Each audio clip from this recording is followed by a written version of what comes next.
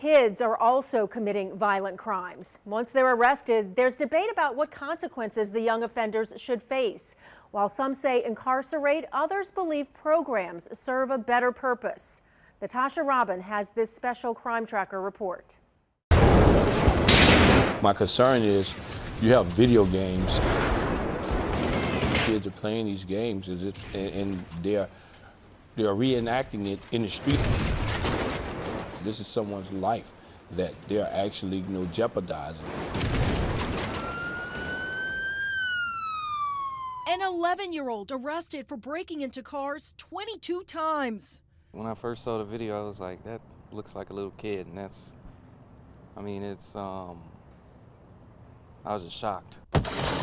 From car break-ins to carjacking to murder.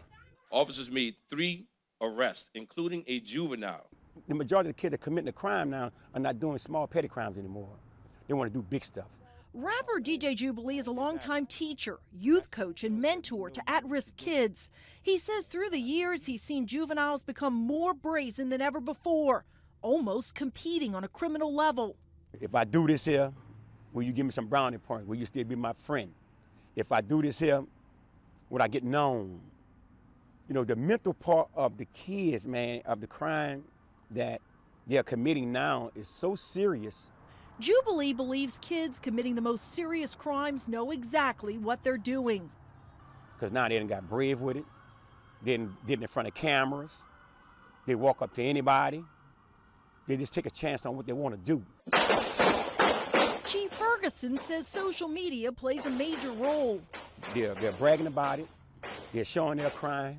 Social media today has changed the way everything is perceived, and our youth has so much access to that social media, and what they're seeing, they believe is real. That's the subculture here in New Orleans. It's very violent.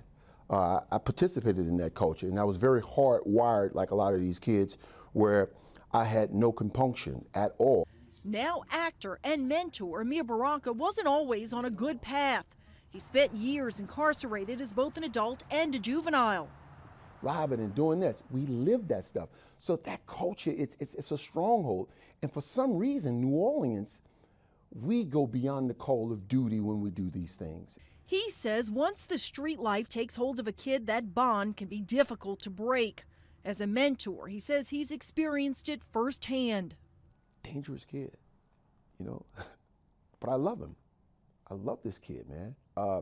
He can't go anywhere without a gun because he's like, Mr. Mir, man, I gotta carry a gun because I'm not gonna let these dudes kill me. So he has to have a gun.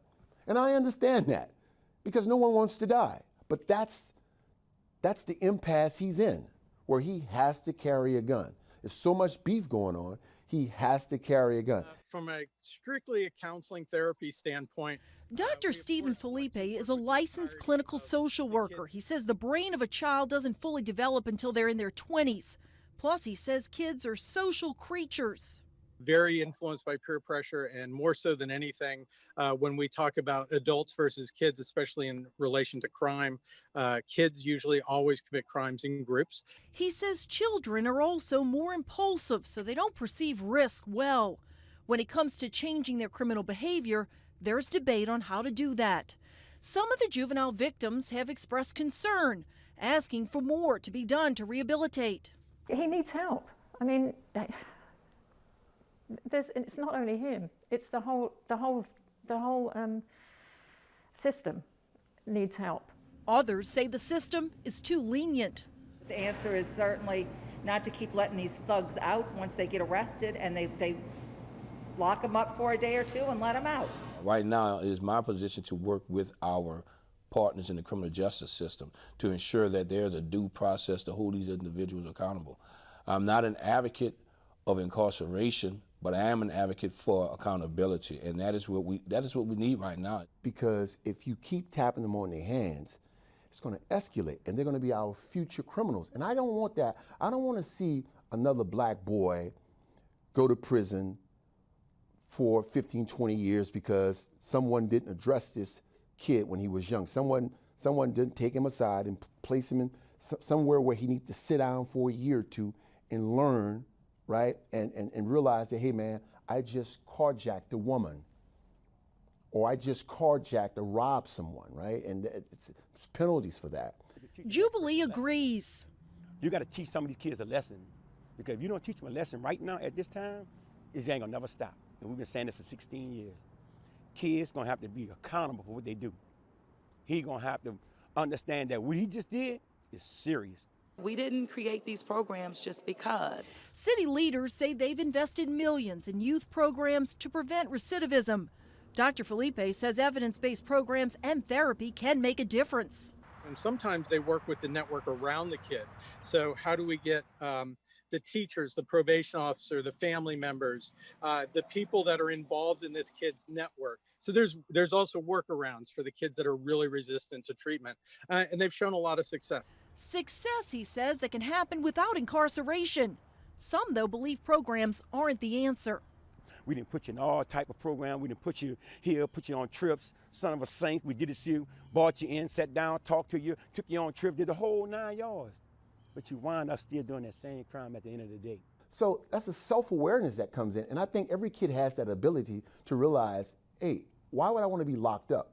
So yes, the help isn't there, Natasha. There's certain amount of help that's there, but I want to get you off the street because, man, you just can't keep robbing people. You can't do this.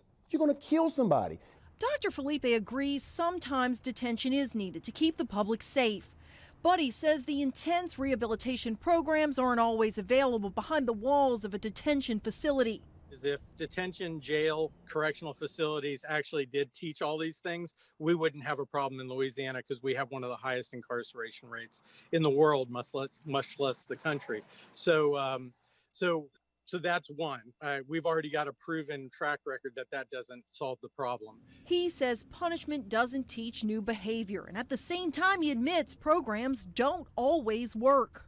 Even with the evidence-based practices that I'm talking about, the best treatment, we're going to miss some of these kids. It's not going to be effective. It's not going to work. Mentors Amir and Jubilee both say they've lost plenty of kids to crime and violence through the years, and they believe it all comes down to choice.